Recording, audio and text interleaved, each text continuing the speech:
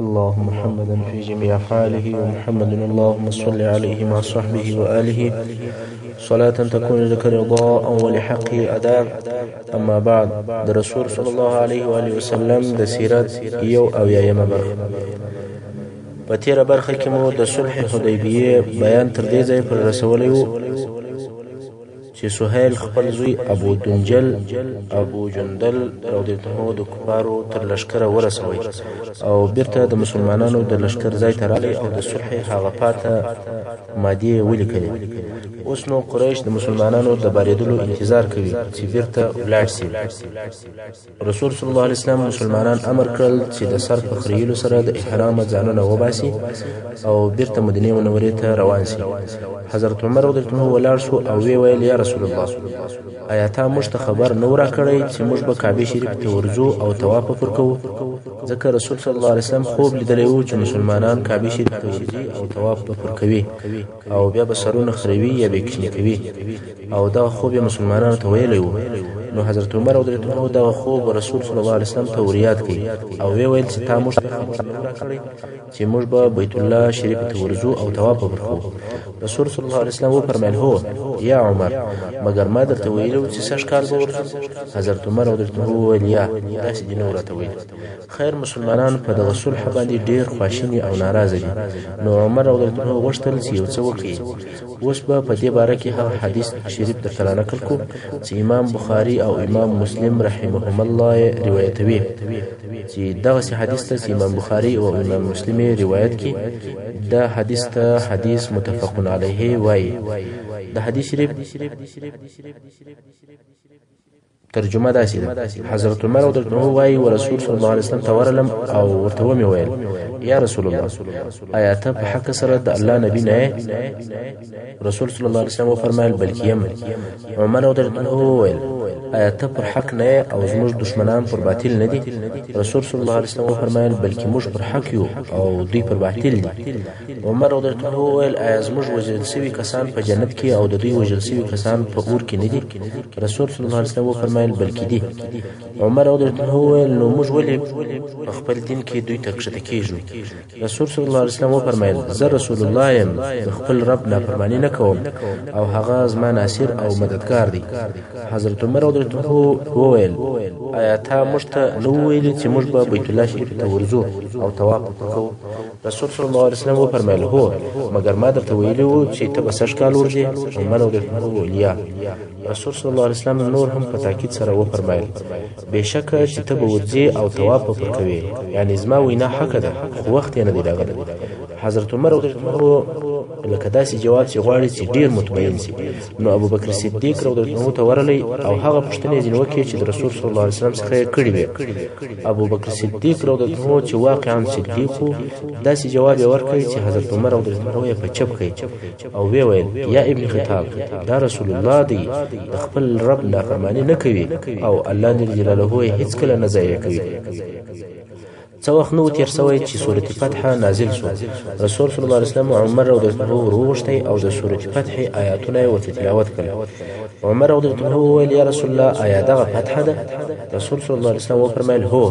نو د عمر رضی الله عنه زړه خوشحاله شو. اوس چې خبره خلاصه او فیصله سوه، رسول صلی الله علیه وسلم اصحاب کرام امر کړل چې هدیې حلالې کړي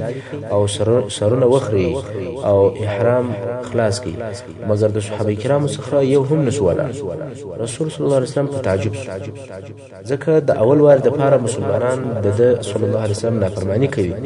رسول صلی الله علیه وسلم امر وکوي چې د احرام ځانونه خلاص کړي، یعنی د احرام څخه ووځي، مګر صحابه کرام یو هم نسول ولاړ. رسول صلی الله علیه وسلم بیا امر وکوي، مګر په بیا کې هم څوک نسول ولاړ. دریم وار بیا امر وکوي، بیا هم څوک نسول ولاړ. رسول صلی الله علیه وسلم دوی پرېښول او خیمې ته ننوتی. دا بیره ورسره وه چې د رسول صلی الله علیه وسلم پر اصحابو د الله جل جلاله قهر او عذاب نشي نازل شي. څنګه چې په دغه سفر کې ام سلمه رضی الله عنها د رسول صلی الله علیه وسلم سره ملګرې وه او هغې ته وویل چې خلکو زما د امر اطاعت نه وکړي، بیریږم چې د الله جل جلاله قهر او عذاب به پر نازل شي. خو کله کله د ښځو سره داسې فکر او حل پیدا شي چې د نارینه سره هغه فکر او حل نه وي موجود. ام سلمه رضی الله عنها د رسول صلی الله علیه وسلم په جواب کې وویل: یا رسول الله، ته ور او هیڅ چاته غږ مه کوه او خپل هدی حلاله که او سر وخرې. کله چې ستا اصحاب تا وویني چې ځان دې د احرام څخه خلاص کړي، دوی ته هم بیا ستا له متابعته بله لار او بل شی نه دی پاتې. رسول صلی الله علیه وسلم هم د خپل خیمې څخه راووتی او هیڅ چاته هیڅ نه وویل. خپل هدی حلاله که او سرخیونکی راوغوښتی او د رسول صلی الله علیه وسلم سر یې ور وخرې. صحابه کرامو چې ولیدل چې رسول صلی الله علیه وسلم خپل سر وخرې، نو پوه سو چې خبره خلاصه شوه، عمره نسته. دوی هم ولاړ شول، خپلې هدیې حلالې کړې او د سرو په خریلو یې شروع وکول. ځینو نورو سرونه وخریل، مګر څنګه چې ډېر خواشیني او په قهر ول، نو د خریلو په وخت کې یو د بل سرونه ور زخمی کول. د سرو د خریلو څخه چې فارغ شول، رسول صلی الله علیه وسلم ولیدل چې ځینو نفرو ویښتان کوچني کړي دي، یعنی خریل یې نه دي بلکې غچ کړي دي. نو رسول صلی الله علیه وسلم وفرمایل: الله دې پر هغه کسانو ورحمیږي چې سرونه یې خریلي دي. صحابه کرام وویل: او هغه کسان چې غچ کړي دي یا رسول الله؟ رسول صلی الله علیه وسلم بیا وفرمایل: الله دې پر هغه کسانو ورحمیږي چې سرونه یې خریلي دي. صحابه کرام وفرمایل: او هغه کسان چې غچ کړي دي یا رسول الله؟ دریم وار بیا رسول صلی الله علیه وسلم وویل چې الله دې پر هغه کسانو ورحمیږي چې سرونه یې خریلي دي. اصحاب کرام وویل: او هغه کسان چې غچ کړي دي یا رسول الله؟ رسول صلی الله علیه وسلم وفرمایل: هو، او پر هغه کسانو چې غچ کړي دي. نو یې په غچ کولو سره هم اجازه وکوله، مګر د خریلو ثواب تر ډیرو. د دغه صلح په باره کې د الله جل جلاله د طرفه د سورۃ فتح آیاتونه نازل شول چې الله جل جلاله فرمایي: ان فتحنا لك فتحا مبینا، بشکه چې موږ فتح او بری درکړی تا ته، ښکاره او روښانه فتح او بری. د حدیبیه صلح که څه هم په ښکاره او د باندې د سطحي نظر څخه د ذلت او د مغلوبیت صلح معلومیږي، مګر په عمیق نظر سره چې ورته وګورې دا فتح ده او د ډېر مشکلاتو مخنیوی په دې سره کېږي. که څوم دا ډیر مسلمانان چې دلته رسول صلی الله علیه وسلم سره ورسره ول، لکه حضرت عمر رضی الله عنه او نور صحابه کرام، هغه د دغه صلح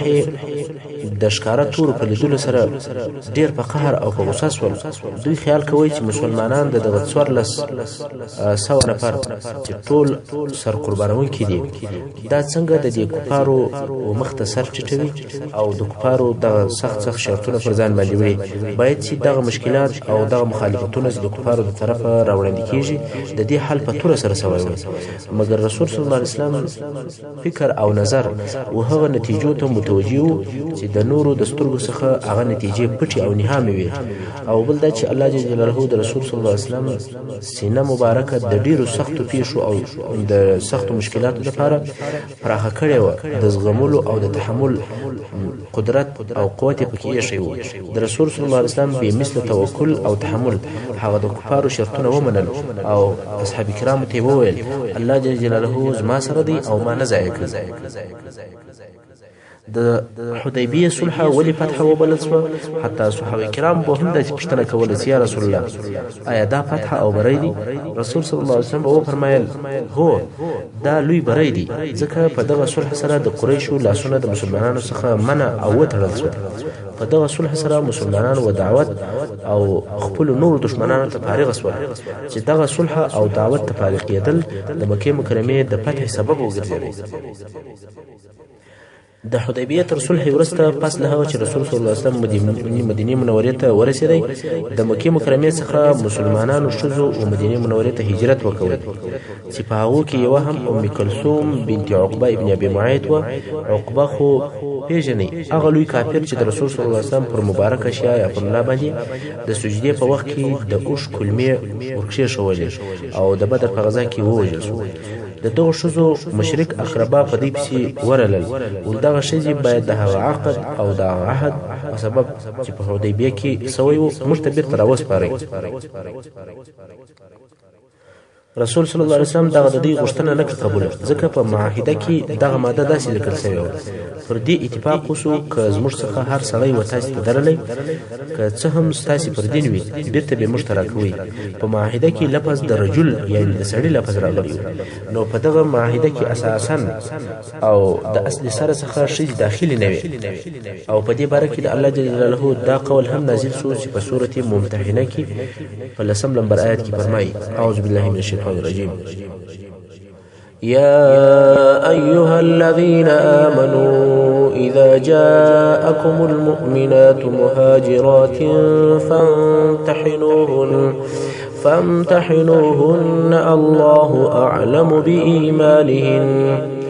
فإن علمتموهن مؤمنات فلا ترجعوهن إلى الكفار لا هن حل لهم ولا هم يحلون لهن یعنی ای مومنانو کله چې تاسو ته مومن شې په هجرت سره راشي نو تاسو دوی امتحان کوي الله د دوی په ایمان ښه عالم دی یعنی د زړه حال خو الله جل جلاله ته معلوم دی مګر په ښکاره او په ظاهر سره تاسو د هغو ښځو پوره تحقیق او معلومات وکوي چې آیا دوی واقعا هم د اسلام په سبب هجرت کړی دي کومې دنیوي یا نفساني ګټې خو به په نظر کې نه وي نیولې او که بیا تاسو په دې باندې پوه شواست چې دوی مؤمنان دي بیا نو بیرته کفارو ته په لاس مه ورکوئ نه دغه مؤمن ښځې هغه کفارو ته حلال دي او نه هغه کافران دغه مؤمنو ښځو ته حلال دي رسول صلی الله علیه وسلم په دغه دوه سببه مؤمن مهاجر ښځې بیرته د کفارو په لاس نه کېور ځکه یو خو د دوی په اصل سر کې په عهد او په معاهده کې نوې داخلي او بل د الله جل جلاله صریح حکم هم داسې و او دغه آیت شریف په اخر کې الله جل جلاله فرمایي ولا تمسكوا بعصم الكوافر او کافرانو ښځې په خپل نکاح کې مساتي نو مسلمانانو هغه خپل کافر ښځې دغه آیت شریف په حکم سره طلاق کړي حضرت عمر رضی الله عنه په دغه ورځ خپل دوی مشرک ښځې طلاق کړي چې یو معاویه په نکاح او بل صفوان ابن امیه په نکاح اوس به د حدیبیه پر صلح باندې څه خبرې وکړو که موږ د حدیبیه صلح او د هغې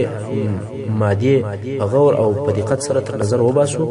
د هغې صلح د مادو نتیجو ته متوجه سو بې شکه دغه صلح د مسلمانانو لپاره لویه او عظیمه فتحه ده ځکه تر دغه دمخه قریشو د مسلمانانو په وجود باندې هیڅ اقرار او اعتراف نه کوي بلکې د مشرکانو مقصد او هدف دا و چې د مسلمانانو شان او شوکت عزت او حیثیت ورک کړي او د منځه یوسي او د داسې ورځې په انتظار ول چې په هغه کې د مسلمانانو انتها او ختمېدل وویني قریش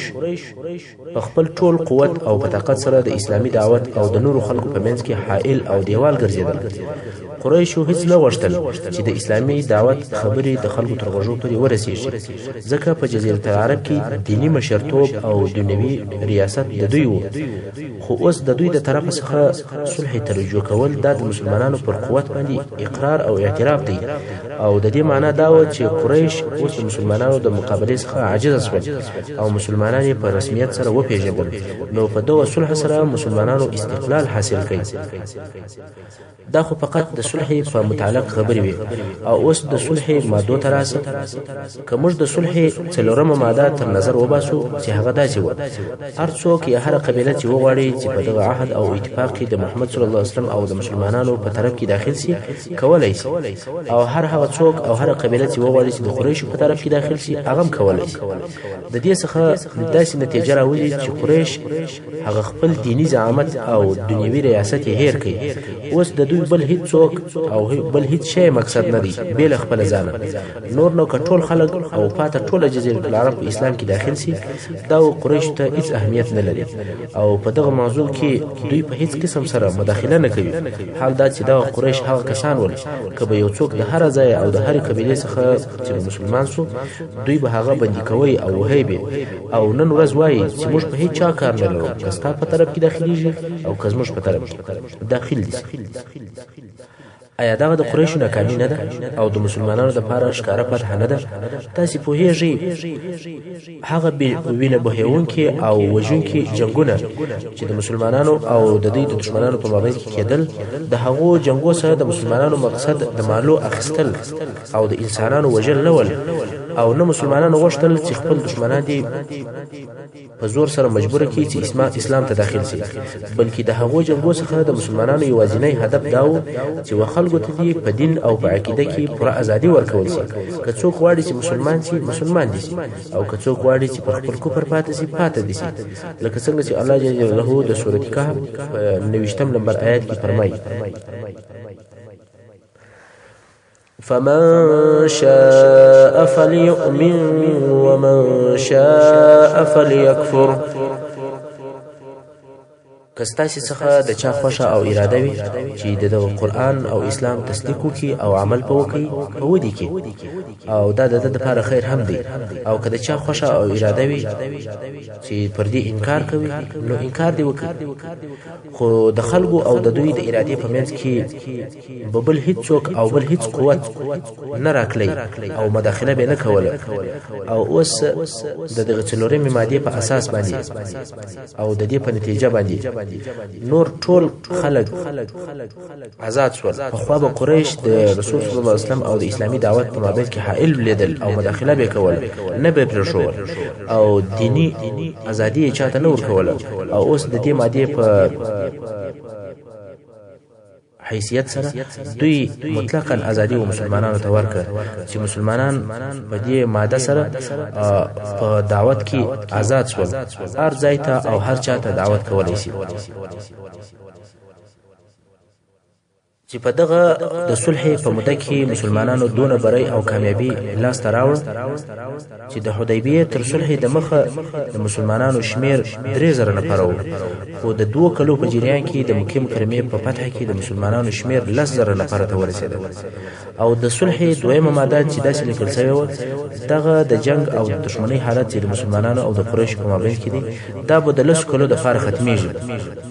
یعنی 10 کاله به یو پر بل تعرض نه کیږي. دا په خپل د مسلمانانو د ښکارا کامیابی دویم جز دی، ځکه اول هم مسلمانانو په جنگ شروع نه کړي، بلکې دغه جنگونه اول د قریشو له طرفه شروع شوي وو، لکه څنګه چې الله جل جلاله په سورۃ توبه کې په 13 نمبر آیات کې فرمایي: وهم بدؤوکم اول مره، یعنی او دوی اول واری په جنگ شروع کړي وو او مسلمانان په مکه مکرمه کې ازارول، یا دا چې ستاسو د معاهدونو سره چې د خزاعه د قبیله څخه ول دا هو سره جنگ وکړي. مګر هغه د مسلمانانو عسکري دورې ټول د دې لپاره وی چې قریش د خپل غفلت څخه راوښتي او د الله جل جلاله د لارې څخه د خلکو منکول پریږدي او د مسلمانانو سره په مساوات او برابرۍ باندې ژوند وکړي. هر ډله باید د خپل هدف او د مقصد لپاره مشغوله وشي. اوس چې د 10 کلو لپاره جنگ پریښول شو، نو هغه د قریشو د طرفه د اسلام څخه د خلکو منکول پای ته ورسېدل چې دا په خپل د هغه چا لپاره چې اولي جنگ شروع کړو دا ناکامي، ذوق او شکست دی، او هرڅه د معاهدي او هغه بل ماده چې هغه دا رقم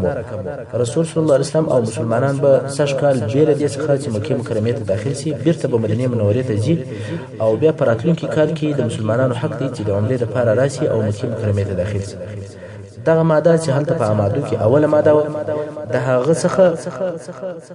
دا راوځي چې قریشو چې د 8 کاله متصل مسلمانان د مسجد حرام څخه منکول او هیڅ چاته دا اجازه نه ورکوله چې د عمره یا د حج لپاره چې مسلمان سوی وي الته دی ورسي. مګر اوس د دې ماده په لحاظ باندې دوی خالد دا وکولای شوی چې موږ خالد په دغه یو کال کې تاسو منکولای شو، پر روان کال کې بیرته راکللی شي او پر مکه شریفه باندې طواف کولای شي. اوس نو قریشو د دغه صلح په درو ماده کې مسلمانانو ته امتیاز ورکړي او د هغه په مقابل کې په یو ماده کې چې دریمه ماده د وزن او خپل قوم ته امتیاز ورکړي چې هغه دریمه ماده داسې و د قریشو څخه چې هر څوک د خپل مشرانو به اجازه مدینه منوره ته او رسول صلی الله علیه وسلم ته مهاجر ورسي، رسول صلی الله علیه وسلم به هغه بیرته قریشو ته ورکوي، او که د قریشو څخه هر څوک مرتد شو د مدینه منوره څخه مکه مکرمه ته راغلی، هغه نفر بیرته مسلمانانو ته ورکول کیږي. مګر تاسو ودغه امتیاز ته وګورئ، دا یو پوچ او بے فایده امتیاز دی. په دې امتیاز کې داسې شی نشته چې هغه د مسلمانانو ته دا معلومه خبر ده یو مسلمان ترڅو چې مسلمان وي هیڅ کله د الله او د رسول الله او د اسلام د طرف څخه نه تښتي مګر هغه وخت بیا تښتي چې په ظاهر او په زړه کې مرتد شي او یو څوک په دغه سي اندازه مرتد شو بیا نو مسلمانانو ته د هغه پاتې کېدل په اسلامي ټولنه کې ضرر رسوي او تر دې چې د عدالت په اسلامي ټولنه کې پاتې شي دا شدي چې وځي د اسلامي ټولنې څخه چې ودی ته رسول صلی الله علیه وسلم په هغه حدیث شریف کې اشاره کړې ده چې امام مسلم یې روایتوي چې رسول صلی الله علیه وسلم فرمایي هر هغه څوک چې زموږ څخه دوی ته ورسي هغه الله جل جلاله را څخه لري کوي مګر هغه څوک چې د اهل مکه څخه مسلمان شي که څه هم د دوی د هجرت لار مدینه منوره ته نه ده خلاصه یعنی د هغه صلح په سبب مدینه منوره ته هجرت نشي کولای خو د الله جل جلاله هم ځکه پراخه ده آیا هغه وخت په اهل مدینه کې اسلام نو نشر شوی د حبشي هم ځکه د مسلمانانو د لپاره نه د هجرت ځای بلکې و د هجرت ځای لکه چې ودیته رسول صلی الله علیه وسلم د حدیث په فاتحه حصہ کې اشاره کړې ده چې فرمایي کله دوی څخه موږ ته څوک رالی الله جل جلاله هو به هغه لره د مشکل څخه د خلاصون لار پیدا کړي اوس نو دغه دریمه ماده کڅه هم پښکارا د قریشو عزت پکښي وو خو په حقیقت کې د قریشو پر پریشانی او پر ورختای باندې دلالت کوي د دوی د بت پرستی پر دین او د دوی پر ټولنه باندې هغه د دوی ډیره بیره ښکار کوي لکه دوی چې دا حس کړي چې د دوی دین د نړیدلو په حال کې دی نو ځکه موږ باید خامخا د خپل دین د ساتنې لپاره دغه اقدام وکړو مګر بالمقابل رسول صلی الله علیه وسلم په دغه ماده قبول کړه چې هغه ماده دا چې هر څوک چې د مسلمانانو څخه قریش ته وروتښتي هغه د بیرته مسلمانانو ته نه ورکول کیږي دا د دې دلیل دی چې رسول صلی الله علیه وسلم د خپل دین او د ټولنې پر ثبات او پر قوت باندې اعتماد لري او پر خپل دین د دغه شرطو څخه هیڅ کله نه بیریږي دا دغه صلح د مادو حقیقت وو اوس به د حدیبیه د صلح په اخر کې د ابو بصیر قصه درته بیان شي ځکه ابو بصیر هم دلته د صلح حدیبیه په اخر کې هجرت کړی دی او د هغه قصه هم د صلح حدیبیه سره تعلق لري کله چې رسول صلی الله علیه وسلم د حدیبیه څخه مدینه منوره ته ورسېد په دغه شپه کې په مکه مکرمه کې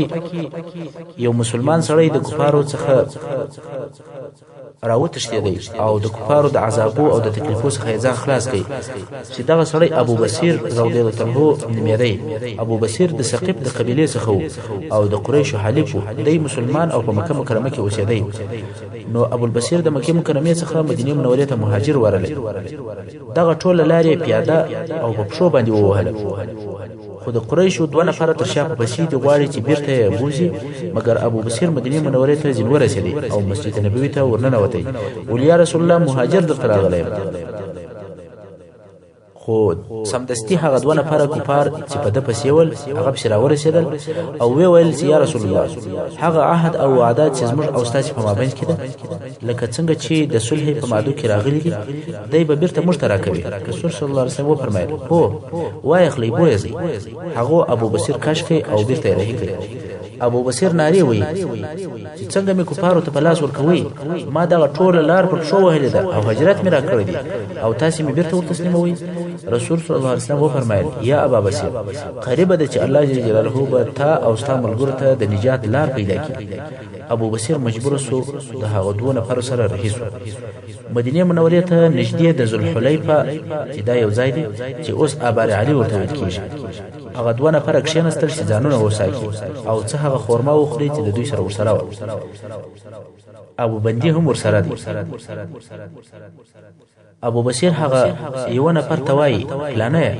په والله د غستا تور ډیر شره معلومه هغه ویل والله دا ډیر شتوره ده او ما څو وار امتحان کړی هم ده به خشه توره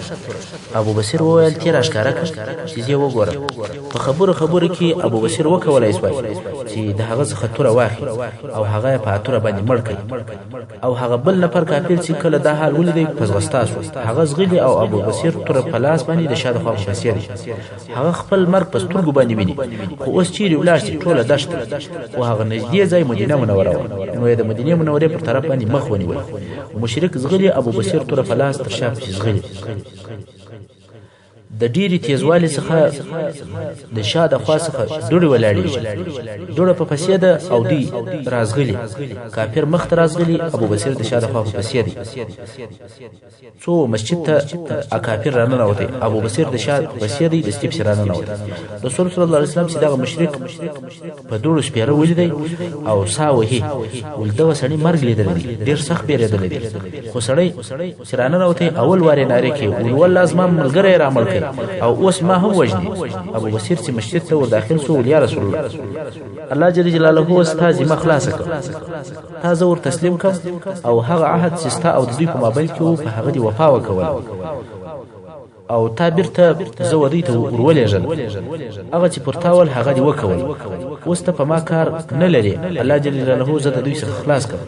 رسول صلی الله علیه وسلم وفرمیل هو، ما په لاس ورکړي او تا ځان خلاص کړي. هغه مشرک وویل یا رسول الله بیرته را تسلیم کړ لکه څنګه چې مو وعده سره کړو. رسول صلی الله علیه وسلم فرمایل دا کار خو ما وکړ، تاسو خبر ته ولاړ، ما خپل ذمه خلاصه. کافر به جواب پاتې شو. ابو بصیر پریښوي او کافر بیرته روان شو. بیا نو ابو بصیر وویل یا رسول الله دې مجده چې په مدینه منوره کې و اوسېږي. رسول صلی الله علیه وسلم ورته وفرمایل یا که په مدینه منوره کې و اوسېدې نو د دې معنا دا ده چې ما هغه خپل عهد او وعده ماته کړې ده. ابو بصیر وویل نو مې پرېږده چې هر چیرې چې زما خوښ وي هغه ته ولاړ شم. رسول صلی الله علیه وسلم وفرمایل زما ستا سره کار نشته، چې هر چیرې ځې ولاړ شې، ته آزاد یې او زما تر امر نه یې. ځکه ابو بصیر د مسلمانانو په جماعت کې نه و داخل او د هغو تر قیادت او تر مشرۍ نه و لاندې. ابو بصیر د مسجد څخه ووتی او توره ورسره ده. رسول صلی الله علیه وسلم یو خبره وکوله چې ابو بصیر واورېدله او په خلکو کې هم نشر شوه. هغه دا چې رسول صلی الله علیه وسلم وفرمایل افسوس دی پر دې سړي لازم که د سره نفر ورسره وای د جنگ اور یې بلوي. دا اشاره و چې یا ابا بصیر د کفارو و تکلیف ورکولو ته دوام ورکړه. ابو بصیر چې دا خبره واورېدله نو مکې مکرمې ته نه ولاړی بلکې عیس ته ولاړی. عیس خو در معلوم دی چې یو غرنۍ منطقه ده او په دغه غرو کې ونې او غارونه هم ډېر دي. نو ابو البصیر دغه عیس ته ولاړی او هلته یې ژوند کوي. د ابو بصیر خبر وهغه مسلمانانو ته ورسېدی چې په مکه مکرمه کې ول او مدینه منورې ته هجرت نسوي کول. نو اول هغه څوک چې مکه مکرمه یې پرېښوله او هجرت یې وکړی هغه ابو جندل و، مګر ابو جندل هم مدینه منورې ته نه ولاړی ځکه دی پوهېدی چې بیرته مې کفارو ته په لاس ورکوي. د مدینه منورې پر ځای عیس ته ولاړی. هغه عیس چې غرنۍ منطقه وه او غارونه پکښې ول. دغه دوه نفره دلته ژوند کوي. کله چې د قریشو قافلې تېرېږي پر هغو حملې هم کوي. هغه نور مسلمانان چې په مکه مکرمه کې ول او د هغې صلحې په سبب مدینې منورې ته هجرت نسوی کولی هغو هم عیس ته هجرت وکړي. ټول نوي مهاجر مسلمانان د مدینې منورې پر ځای عیس ته ځي. څو په عیس کې 80 نفره مسلمانان سره یو ځای شول. اوس نو یو منظم لشکر ځین جوړ شو او د قریشو پر قافلو باندې حمله کوي. قریشو رسول صلی الله علیه وسلم ته حال ولږي ولیا محمد صلی الله علیه وسلم هغه عهد چې زموږ او ستاسو په مابین کې هغه څه. رسول صلی الله علیه وسلم وفرمایل زه پر خپل وعده یم. قریش وویل ابو بصیر او د هغه ملګری څه کارونه کوي؟ رسول صلی الله علیه وسلم وفرمایل هغه ما وتاس ته تسلیم کړی دی، اوس په ما پورې تعلق نه لري. قریش وویل که موږ د هغه سره جنگ وکړو ته خو به مداخله نه کوي. رسول صلی الله علیه وسلم وفرمایل زه هیڅ کار نه درلرم ځکه زموږ او ستاسو د صلح عهد او اتفاق موجود دی. قریشو عیس ته یو لشکر ولېږی چې د ابو بصیر او د هغه د ملګرو سره جنگ وکړي، خو ابو بصیر